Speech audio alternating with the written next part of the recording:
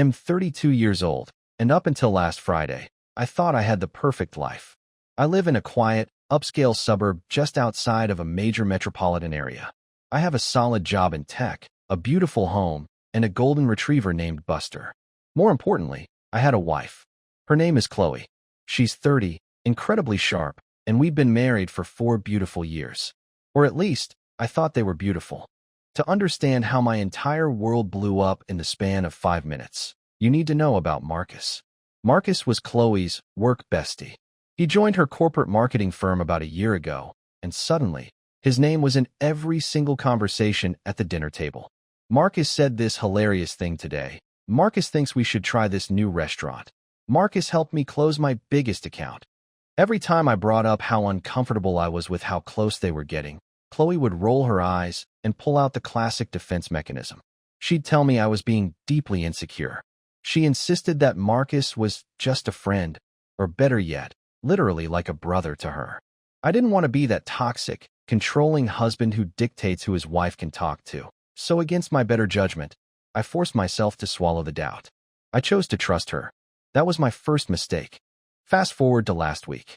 Chloe's company was hosting a massive, high-profile corporate convention in Las Vegas. It was a huge deal for her career, and Marcus was, of course, flying out with her as part of the core team. I stayed behind to take care of Buster and keep the house running. When I dropped her off at the airport, I kissed her goodbye, told her I loved her, and genuinely wished her the best of luck.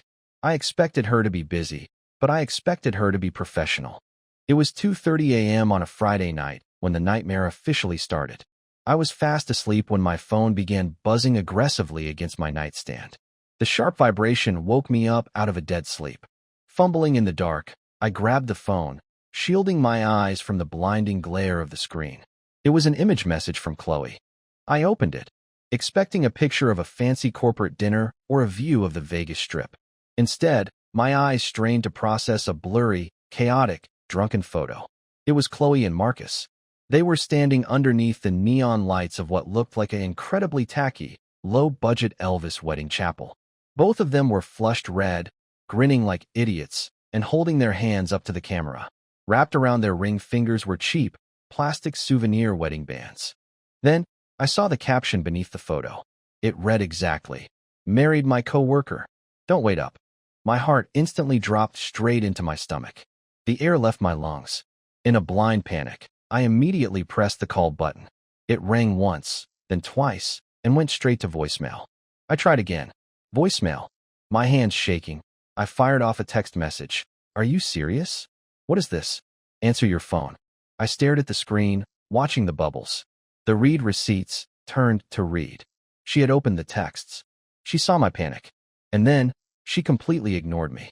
Right then, sitting in the dark of our bedroom, something inside me snapped. The panic and the urge to cry suddenly evaporated, replaced by a cold, heavy, calculated anger. Suddenly, a memory flashed in my mind from 3 months ago. I had caught a glimpse of a text notification on her phone from Marcus that read, "Can't wait for our Vegas trip, babe." Back then, she claimed it was just an inside joke. Now, the pieces perfectly aligned. This wasn't a spontaneous, drunken accident. This was the arrogant climax of an ongoing, long-term affair. She thought she could humiliate me and get away with it. I looked at the clock. It was 3 a.m. I stood up, walked into my home office, and opened my laptop. I didn't type a long, emotional paragraph. I just went to our chat, typed a single, one-word reply to her photo, and hit send. Perfect. Then, I got to work. I logged directly into our bank portal. We shared a high-yield savings account and a main checking account where the vast majority of our marital wealth sat. Because it was a legally binding joint account, I had full authority over the funds. With a few clicks, I legally transferred 100% of our liquid cash, exactly $85,000, out of the joint accounts and into a brand new, completely private account under only my name at an entirely different banking institution. Next, I picked up the phone and called our credit card companies. Since I was the primary account holder and she was just an authorized user, I reported my cards as lost or compromised. Within minutes, the credit card companies deactivated the accounts, effectively freezing the cards sitting inside Chloe's designer wallet all the way in Las Vegas. She was now stranded in Sin City with absolutely zero access to my money, and the real game hadn't even started yet. I didn't sleep a single wink that night. I sat in my home office, staring out the window as the sun slowly began to rise over the quiet suburban streets. By the time 8 a.m. on Saturday rolled around, my eyes were bloodshot, but my mind was sharper than it had ever been. I picked up my phone and called a number I never thought I'd need. It belonged to a man named Richard. Richard was a close personal friend of my uncle, and more importantly, he was an absolute shark, a top-tier, fiercely aggressive divorce attorney who specialized in high-asset cases and scorched-earth litigation. His office was closed on the weekend, of course, but I had his personal cell. I left him a brief, urgent voicemail. "Richard, this is Mark. My marriage is over, and I need the best representation money can buy. Call me the second you get this." Around 10 a.m., the first waves of the inevitable fallout finally hit. I imagine Chloe and Marcus had just woken up, hungover and smug, deciding to grab an expensive brunch or check out of their luxury suite at the Bellagio. Suddenly, my phone lit up with a text message from her. "Babe, my cards aren't working at the hotel. The front desk says the account is frozen. What's going on? Can you call the bank?" I stared at the screen. I didn't reply. I didn't even type. I just let the text sit there, unread. 10 minutes later, the texts turned into desperate, frantic phone calls. My phone began ringing back to back, Marcus's name practically shouting at me through my wife's caller ID. I put the phone on silent, flipped it face down on the desk, and watched the camera flash blink repeatedly against the wood. When she realized I wasn't answering, the text messages came pouring in like a broken dam. The tone completely shifted from confusion to frantic backtracking. "Mark, please answer me. The photo from last night was just a joke. We got fake plastic rings at a joke chapel because we were completely wasted. Everyone was doing it. It didn't mean anything, I swear. Please pick up. We are literally stranded here and can't pay for anything. Answer me." While she was frantically spinning her web of lies via text, I was busy digging up the undeniable truth. See, Chloe had an old iPad that she kept permanently docked in our kitchen. She used it for recipes, but she had completely forgotten that it was still fully synced to her personal cloud server and iMessage account. I brought the iPad into my office, opened up her message logs, and began typing Marcus's name into the search bar. What I found made my stomach turn, but it confirmed everything. There were months and months of explicit messages, photos, and detailed logs of their affair. But the real kicker was a thread from just 2 weeks ago. They had actively planned this entire Las Vegas trip not as a business convention, but as their official coming-out party. They wrote about how they were going to use the trip to finally hook up openly, take a wild photo, and force me into a divorce so they could be together. The joke photo she sent me at 2:30 a.m. wasn't a drunken mistake at all. It was an arrogant, malicious victory lap because they genuinely believed I was too weak and stupid to do anything about it. They thought they were completely untouchable. By Monday morning, the atmosphere had shifted from emotional shock to cold, legal warfare. I walked into Richard's high-rise office downtown at 9 a.m. sharp. I laid it all out on his massive mahogany desk. The Vegas text message, the mountains of printed affair logs from the iPad, and the paper trail showing I had legally emptied our joint accounts. Richard put on his glasses, reviewed the documents for about 5 minutes, and then slowly leaned back in his leather chair. A slow, predatory smile crept across his face. He looked up at me and said, "Mark, your wife didn't just cross the line. She handed us the perfect case on a silver platter." But the real bomb dropped when Richard started auditing our recent financial history to prepare the asset division paperwork.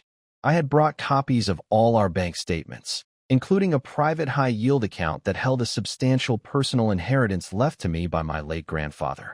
Because that money was inherited and kept strictly separate, it was legally considered a non-marital asset.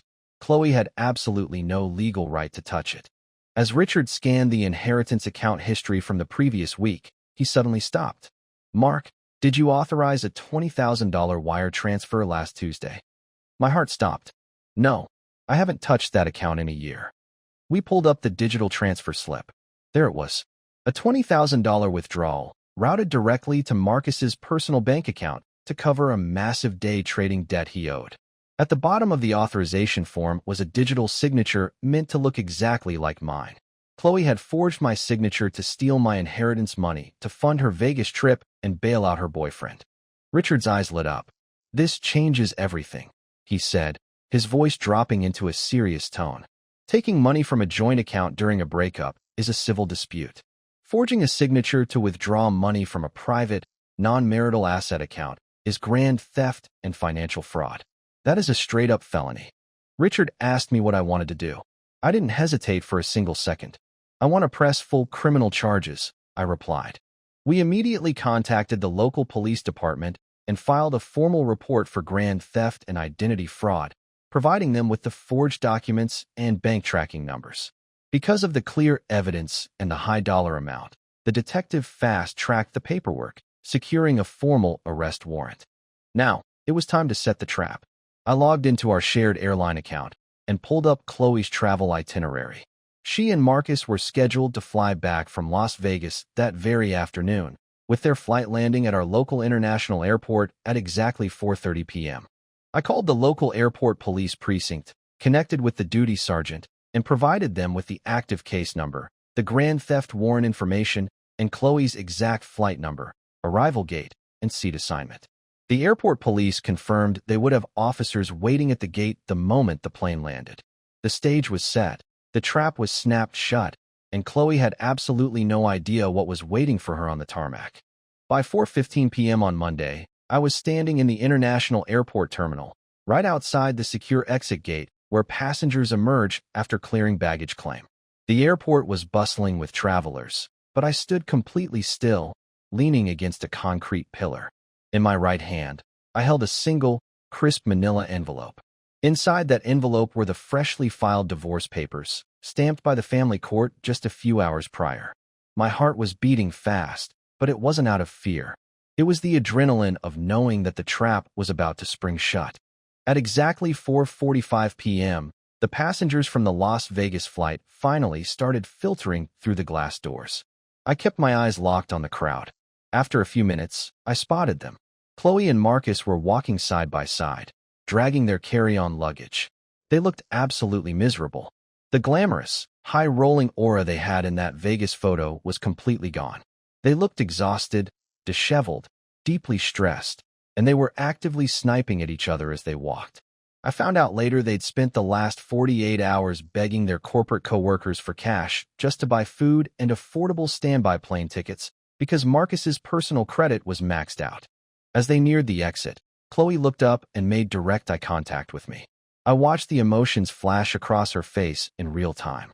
First, it was a look of immense, desperate relief. She probably thought I was there to play the dutiful, worried husband who had come to rescue her.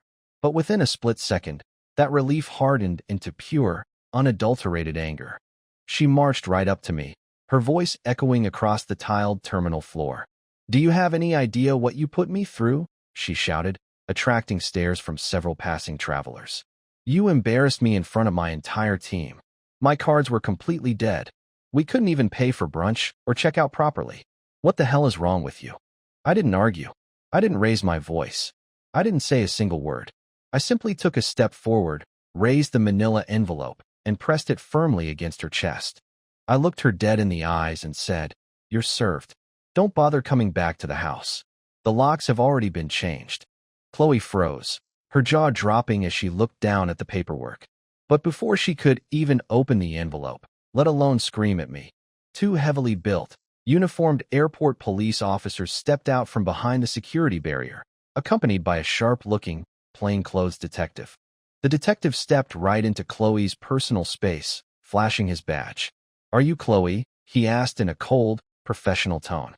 She stammered, her voice suddenly shrinking. "Yes, why? What is this about?" The detective didn't hesitate. "Ma'am, you are being placed under arrest for grand theft and financial forgery. You have the right to remain silent."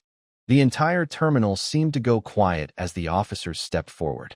Marcus immediately tried to intervene, stepping between Chloe and the police, puffing out his chest. "Hey, look, you can't do this. This is a misunderstanding.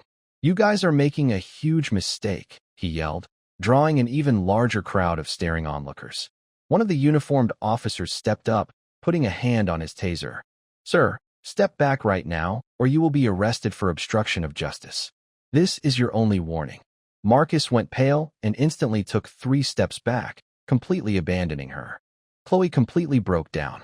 The arrogant corporate executive vanished, replaced by a sobbing, hysterical mess. Dozens of passengers watched and filmed on their phones as the officers pulled her arms behind her back and the heavy metal handcuffs clicked tightly around her wrists. As they began leading her away toward the security precinct, she turned her head back toward me, tears streaming down her face, screaming, "Mark, please, please help me. It was just a mistake. Don't do this to me." I didn't say a word. I didn't smile, and I didn't gloat. I simply turned around, walked out of the terminal into the bright afternoon sun, got into my car, and drove home in absolute, beautiful peace. It's been a few months since that day at the airport, and the dust has finally settled. Right after the arrest, Chloe's family tried to launch a massive smear campaign against me on Facebook and Instagram, calling me a vindictive, abusive monster. I didn't argue with them. I just posted a public, high-resolution screenshot of her, married my coworker. "Don't wait up," text, alongside the official police report detailing how she stole $20,000 of my inheritance. The entire extended family went completely silent, and several of her friends actually texted me to apologize.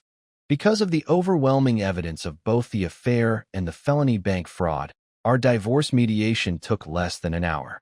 She signed away any and all claims to the house just to get me to agree to a plea deal that reduced her jail time to probation and mandatory restitution.